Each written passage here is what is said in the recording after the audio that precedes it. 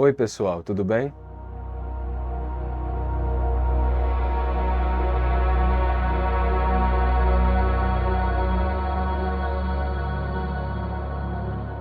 Hoje vamos falar sobre o sotaque nordestino.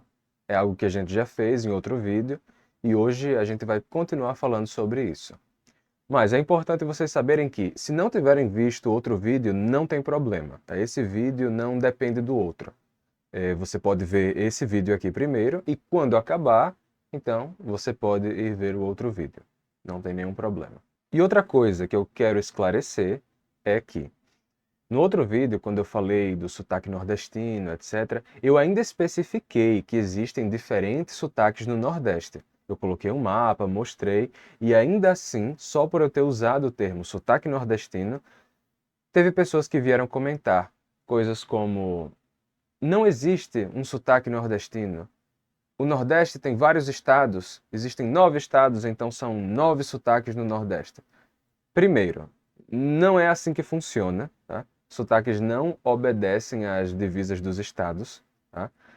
O sotaque da zona metropolitana de Recife é diferente do sotaque do interior de Pernambuco. Então, no mesmo estado. O sotaque do interior de Pernambuco coincide com o sotaque da Paraíba, do Rio Grande do Norte, enquanto de Recife é um sotaque diferente. Então, não existem 9 sotaques no Nordeste, e eles não obedecem os estados, não, tá? O sotaque do norte do Ceará, onde está Fortaleza, é diferente do sotaque de Juazeiro do Norte.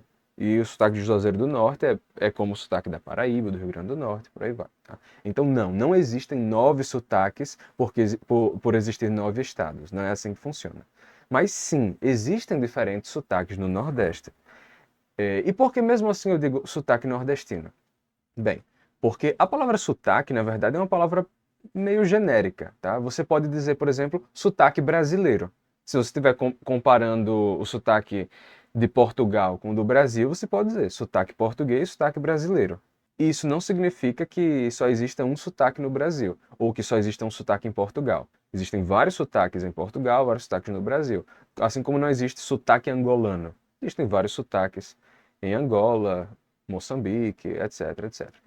Ainda assim, se a gente está comparando o jeito de falar brasileiro com o português, então a gente fala de sotaque brasileiro, mas existe sotaque nordestino. Isso quer dizer que só existe um sotaque nordestino? Também não, existem vários sotaques nordestinos. Então, quando eu falo de sotaque nordestino, estou falando de forma geral.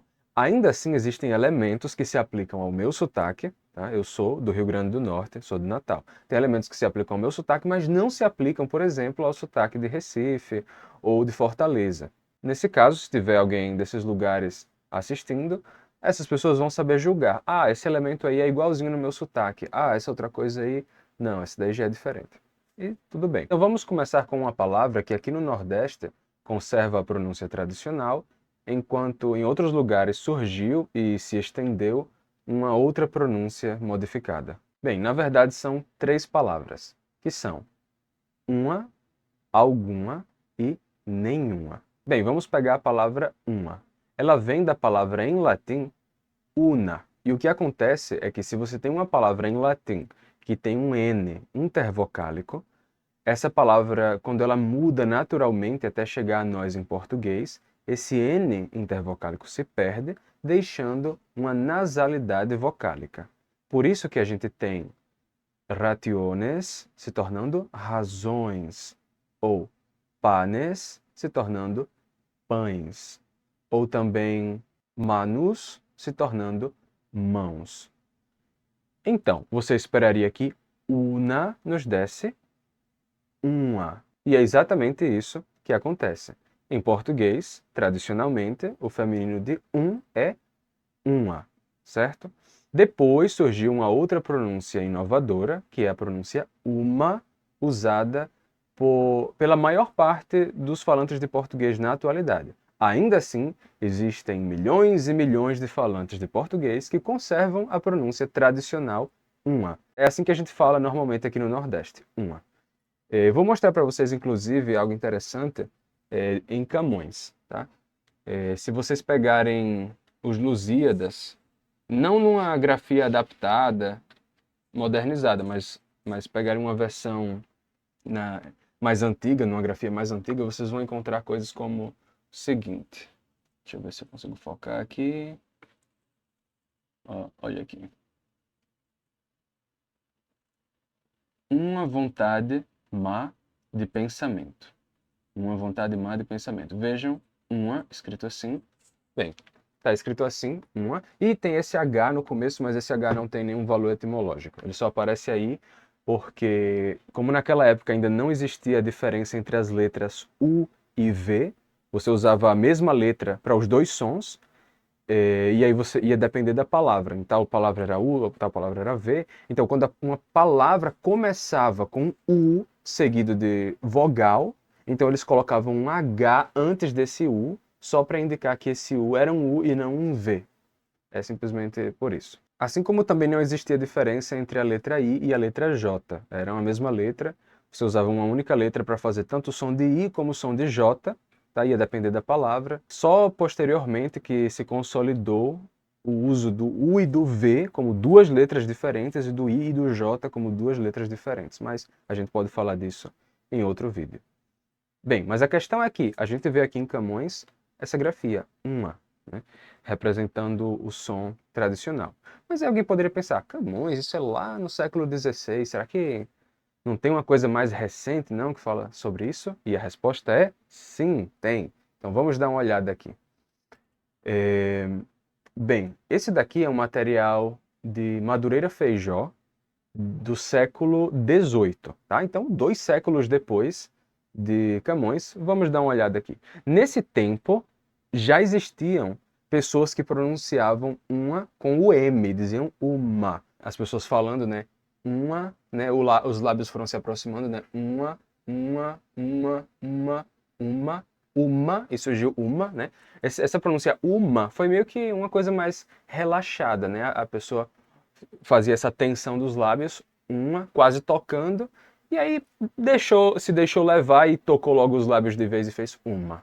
Essa pronúncia parece que já existia aqui no século XVIII. Ele conhece essa pronúncia, mas certamente isso daqui ainda era algo novo, né? Ainda estava nesse período em que essa pronúncia estava ainda se estendendo entre os falantes de português.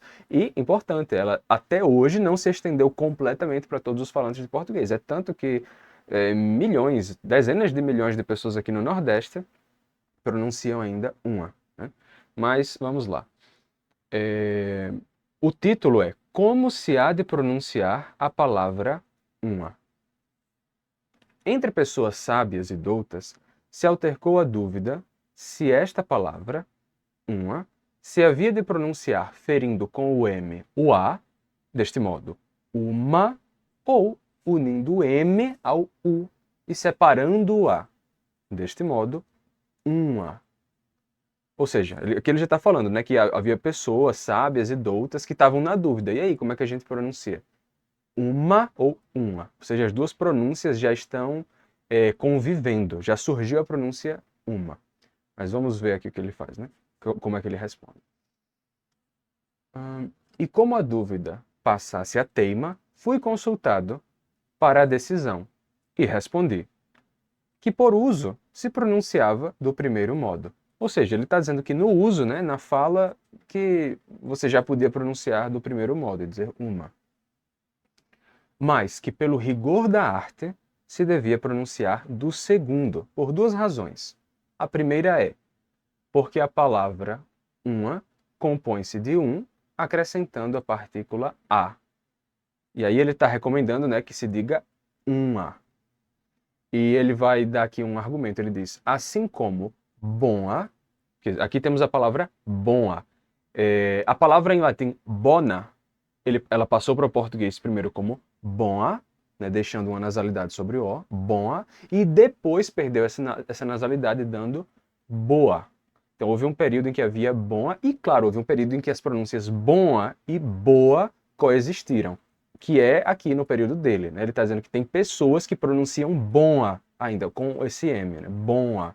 E ele fala, né? Assim como boa, na opinião dos que a pronunciam com M, ou seja, aqueles que ainda dizem boa, compõe-se de bom, acrescentando a partícula a para o gênero feminino.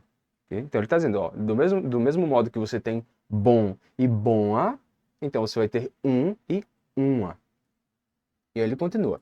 E se ninguém pronunciaria boma, ferindo com o M o A, também não devemos pronunciar uma, ferindo do mesmo modo. Ou seja, ele está dizendo, se a pronúncia boma é inexistente e impensável, então também não deveríamos dizer uma, e sim uma. Mas o caso é que ele dizendo que deveríamos ou não deveríamos dizer uma, a pronúncia uma surgiu, ela apareceu e ela se estendeu. Então, quem diz uma, isso não está errado não, tá? É uma pronúncia correta. Dizer uma é uma inovação, né? Para ele era algo incorreto, né? Mas essa pronúncia é possível. Você pode dizer uma, apesar de não ser a pronúncia original e tradicional do português. Então, depois ele diz, né? O mesmo se vê na palavra alguma, derivada de algum, que melhor se pronuncia alguma do que alguma. Depois ele continua e diz: a segunda razão a que não ouvi resposta é que são muitos ou todos os que doutamente escrevem uma e alguma com um tio por cima do U, suprindo o M. Bem, aqui ele está dizendo aqui que a grafia douta é usar o tio na palavra. Nessa época, a palavra podia se escrever de duas formas, tanto com o tio como com o M. Hoje em dia não, né? A grafia com tio caiu em desuso. Mas assim é que o tio nunca fere na pronunciação alguma vogal, nem se pode pôr em lugar do M nas mais palavras, em que o M fere alguma vogal. Logo é certo que nas palavras uma e alguma, o M não fere a vogal seguinte. Então ele está dizendo, mesmo se você escrever com M, o M não se junta com a vogal seguinte.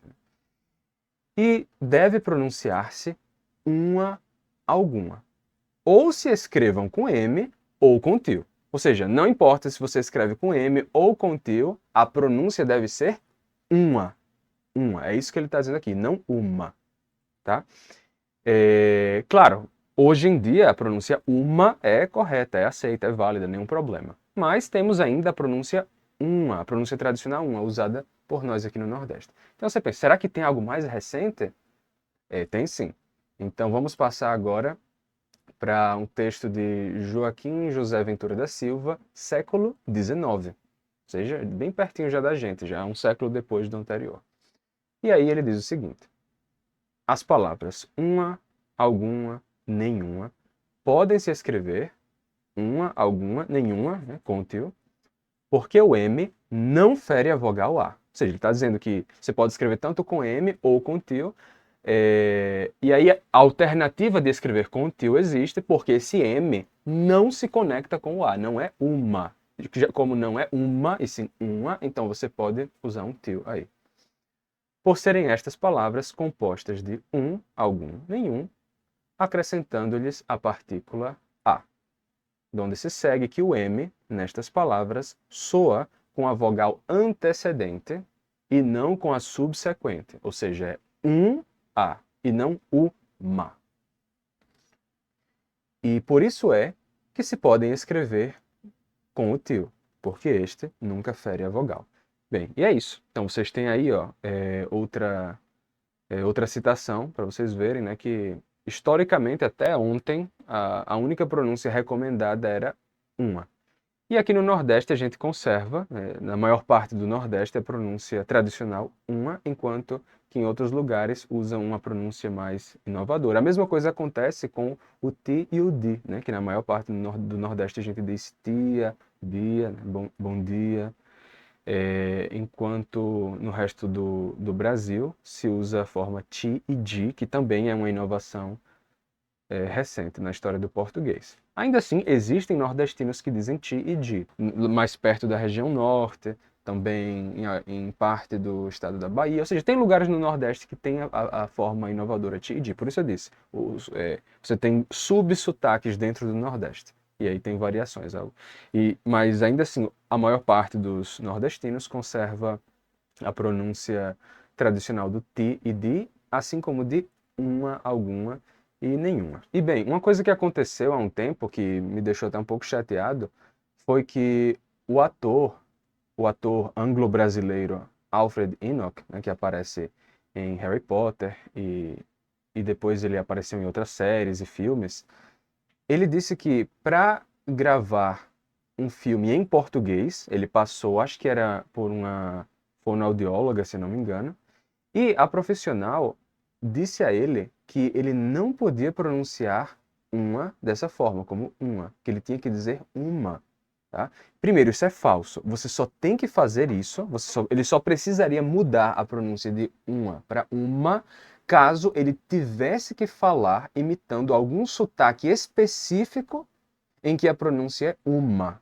Caso contrário, se ele não tivesse que imitar especificamente um sotaque que fosse assim, se ele pudesse falar naturalmente em português, então ele não tinha que mudar isso. A pronúncia uma não só é correta, como é a pronúncia original e tradicional em português. Então, infelizmente, essa profissional passou uma informação incorreta e ele ficou acreditando nisso. Eu acho que ele ficou pensando que a pronúncia uma era errada e também deve ter ficado achando que ele pronunciava assim porque ele não falava português muito bem, porque ele não morava no Brasil e sim lá na Inglaterra. Então, eu gostaria que ele soubesse, imagino que ele não vá ver esse vídeo, mas eu gostaria que ele soubesse que a pronúncia uma é correta. Não só é correta, como é a pronúncia tradicional e original em português, e que a gente conserva essa pronúncia na maior parte do Nordeste do Brasil. Bem, mas se a gente começou falando de algo tradicional, algo conservador do sotaque do Nordeste, vamos passar agora para algo oposto. Tá? O sotaque do Nordeste tem essas coisas que são mais tradicionais, mas também tem as suas inovações. E uma das inovações que a gente tem é transformar as consoantes fricativas sonoras em consoantes aspiradas, em uma aspiração, simplesmente. E quais são as fricativas sonoras? Bem, as que a gente tem são os sons de V, Z e G, tá? Não a letra, né? Porque o som de G pode ser escrito pela letra G, pode ser escrito pela letra J, o som de Z pode ser pela letra Z, pode ser pela letra S, mas não pensem na letra, mas no som. Os sons V, Z e G são as nossas fricativas sonoras. As três podem virar uma simples aspiração, se tornando Rê, Rê. Então, o nordestino poderia falando bem rápido, em vez de dizer a gente vai lá para casa, ó, tem os três sons. A gente vai lá para casa. Você poderia dizer a gente vai lá para cá. A gente vai lá para cá. Falando assim, bem rápido e de forma relaxada. Então, isso é uma inovação. Então, por um lado, a gente tem aqueles fenômenos mais conservadores e tradicionais, dizendo uma, alguma. Mas, nesse caso aqui, na nossa fala espontânea do dia a dia, a gente tem uma coisa bem inovadora.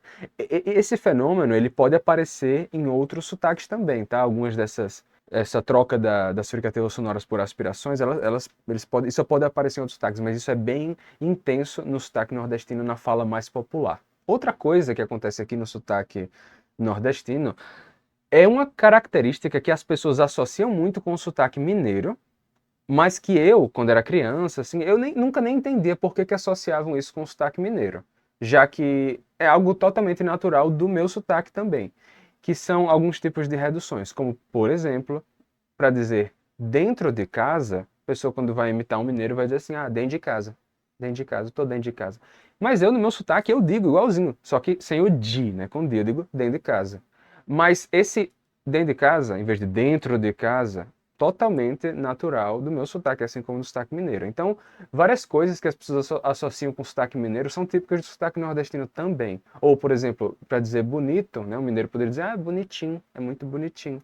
Eu digo bonitinho, bonitinho, com a mesma redução final do sotaque mineiro. Então, os nordestinos que estão aí me vendo vão poder confirmar que a gente fala, tá dentro de casa, é muito bonitinho. Esse tipo de coisa isso é típico do sotaque nordestino também. Então, tendo em conta esses cortes nas palavras e essas aspirações que a gente faz em vez dos sons de V, Z e G, é por isso que, às vezes, quando o nordestino está falando muito rápido, pode ser difícil para uma pessoa de fora entender o que a gente está dizendo. Eu já ouvi pessoas de fora mencionando, nossa, quando vocês estão falando assim rápido demais, não dá para entender muito bem o que está dizendo. Então, vou dar aqui um exemplo. Vou falar uma coisa assim com o meu sotaque nordestino da forma mais relaxada possível, né? Porque quando eu estou fazendo o vídeo, eu falo devagar, eu falo de uma forma mais formal. Mas falando rápido, assim, de forma totalmente espontânea, pode sair bem diferente. Por exemplo, presta atenção. Aí se o nordestino começar a falar rápido e não estiver prestando atenção, não vai entender nada do que a gente tá dizendo, não. Se alguém aí for nordestino e quiser colocar por escrito aí o que eu falei, fique à vontade. Outra característica do sotaque nordestino é a nossa conjugação não padrão do pronome tu. Tá? O que eu vou dizer agora não acontece em todo o Nordeste, mas acontece em boa parte do Nordeste. Que a gente usa o pronome tu, mas com uma conjugação é, especial. Porque tem três tipos de usuários do pronome tu no Brasil. Tem aqueles que conjugam o pronome tu igualzinho a como é na norma padrão, e vão dizer tu falas, tu queres, tu quiseste, tu foste, e por aí vai.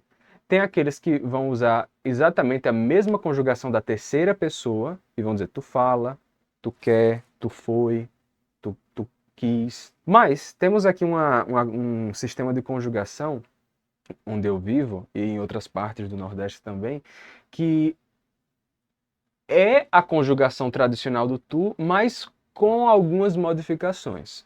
Então, no passado, em vez de dizer tu foste, tu falaste, tu quiseste, a gente diz tu fosse, tu falasse, tu quisesse.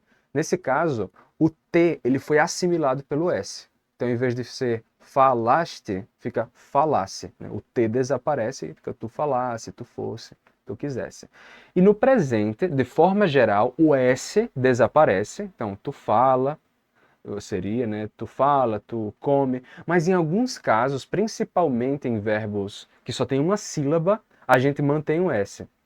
E a gente poderia dizer algo como: Ei, vais fazer o que hoje? Ei, vais fazer o que hoje? E mantendo o S, porque é uma sílaba só. Vai, vais. Ei, vais fazer o que hoje? Ou também, queres fazer alguma coisa? Queres fazer alguma coisa? E a gente vai ter queres e não queres. Né? Uma conjugação também modificada. Ei, queres fazer alguma coisa? Vais fazer o que hoje? Você pode ouvir esse S, que não vai aparecer sempre, né? Não, uma pessoa que diz vais ou queres, não necessariamente vai dizer isso com outros verbos, como falas, estudas. Não, talvez em outros verbos o S seja cortado mesmo.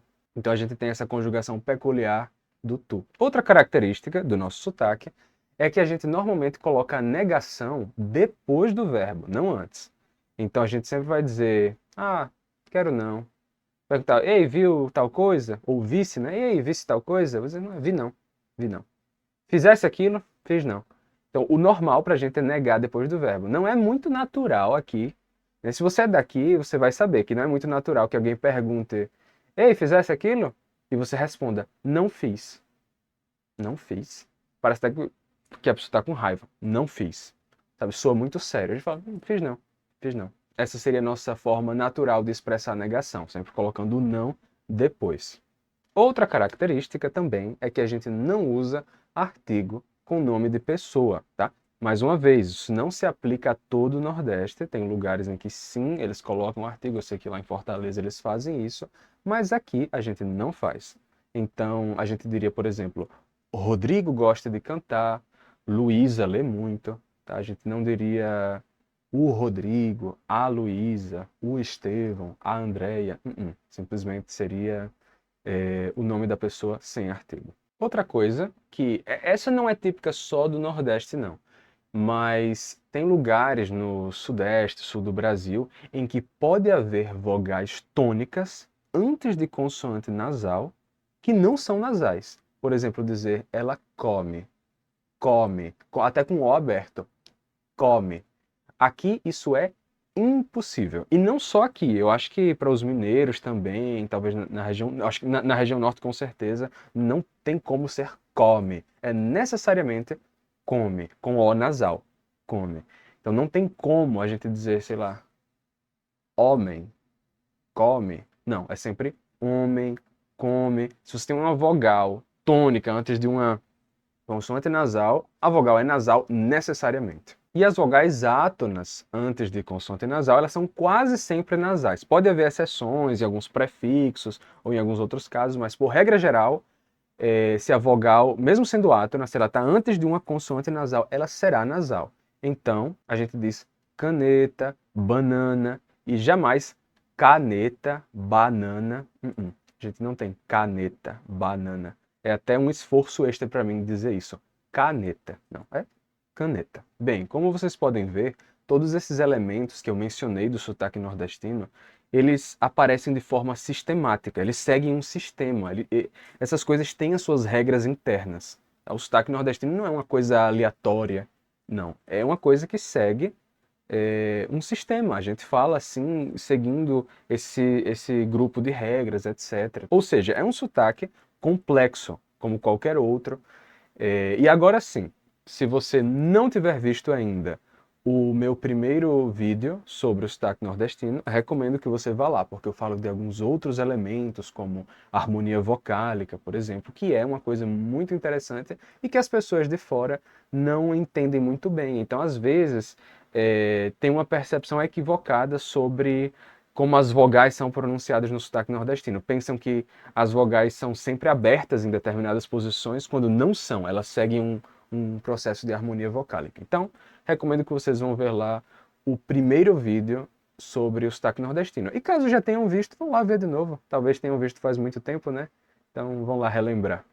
E é isso. Espero que tenham gostado. E tem uma coisa que eu nunca me lembro de fazer, mas hoje me lembrei. Se inscrevam no canal, cliquem em gostei no vídeo, compartilhem o vídeo com outras pessoas que poderiam gostar, tá? Todas essas coisas vão me ajudar. Então, vejo vocês no próximo vídeo e até mais.